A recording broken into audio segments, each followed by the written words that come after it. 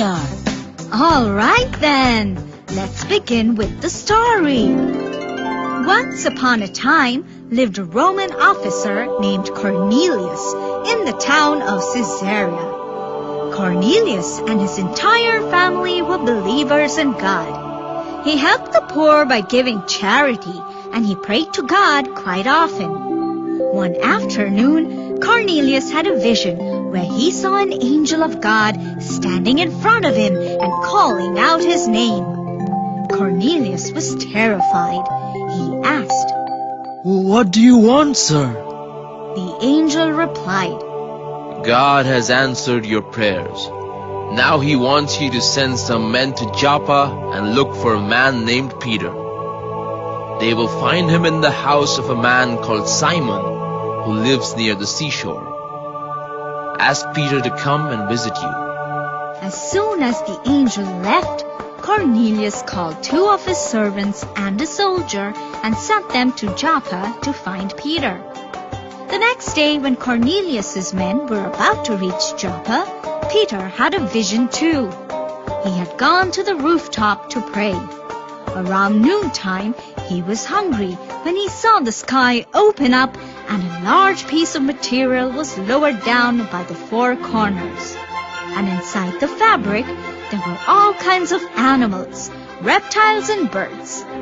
Then he heard a voice. The voice said, Peter, get up and kill those animals and eat them. No, said Peter.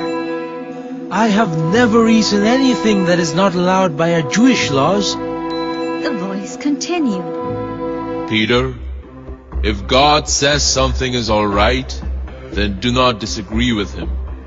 Peter had the same vision thrice before the piece of material disappeared. Peter was confused. He had no clue to what this vision could mean. Right then, Cornelius's men arrived. They asked to speak to Peter. The Holy Spirit spoke to Peter and told him that some men had a right to ask him to go with them. The Holy Spirit advised him that he should go. The Holy Spirit said, You should go because I have sent them to you. Do not worry. All is well. Cornelius's men told Peter that even though Cornelius was a Roman, he always honored and obeyed God. They also told him about the vision that Cornelius had, and that is why he sent them for Peter. Hearing all of this, Peter agreed to go with the men to visit Cornelius. Cornelius was waiting for Peter to arrive.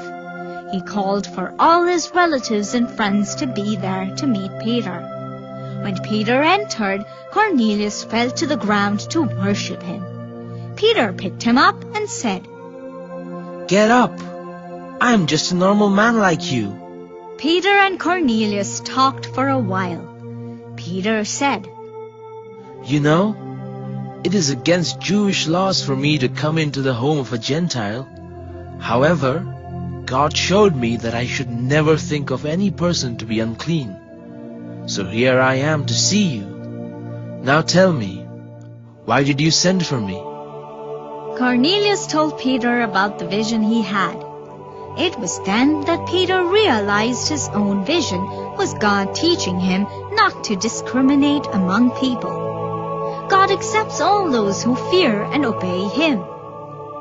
Peter told all the people present in Cornelius's house that God offers peace through Jesus Christ. He told all about Jesus' life, death, and resurrection, and even of his appearances after coming back to life. Peter told them that Jesus had given his followers the job of preaching the good news everywhere. The Holy Spirit helped everyone in Cornelius's house understand what Peter was saying, and all of them believed. Some of the Jewish people who had come with Peter were amazed that the Holy Spirit was given to the Gentiles. Does anyone here object to these new believers being baptized? Peter asked. No one did object, so Peter gave orders for all of them to be baptized. That was a really nice story. I liked it. Great! Now it's time for the question. What was the name of the town where Cornelius lived? Cornelius lived in the town of Caesarea. Yes, that's absolutely correct. Hope you enjoyed the story too. We'll be back soon. Keep watching. To watch more videos, please subscribe. Plants and trees. On the fourth day, God created the sun to shine in the day, the moon and stars to come out at night. One day, Moses went to Mount Horeb with his sheep. There, God appeared to him as a flame of fire in a bush. Since there was no room anywhere else, they decided to spend the night in a stable. Here, Mary had her baby, Jesus. She wrapped him in a blanket and put him to sleep. He's got the whole